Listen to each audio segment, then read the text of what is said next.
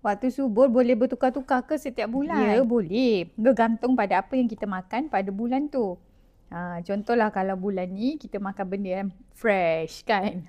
Kaya dengan omega 3, cukup zat, cukup nutrien. Jadi mungkin ada ovulasi cantik. Start daripada hari pertama period tu dah kena makan makanan berzat. Lepas tu kalau bulan tu makan tak berzat, contohnya tak sihat.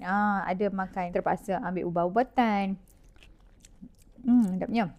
Jadi tu yang menyebabkan anda mungkin ovulasi lambat. Jadi apa yang anda makan, lifestyle pada bulan tu, stres ke tak stres ke, banyak makan makanan terproses ke, mempengaruhilah anda ovulasi lambat ke tidak.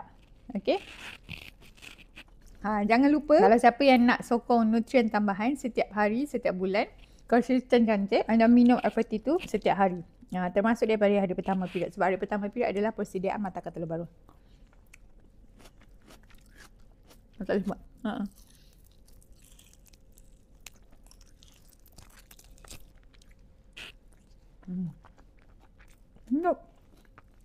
So bagi yang nak jaga hormon, make sure minum air cepat dapatkan. Setiap Malaysia dah ada 24 multivitamin penting. Termasuklah di Cairo Inositol daripada Cairo Bin. Nak bantu kawal gula, terkawal baru kilat telur kita boleh nembiskan estrogen semula jadi.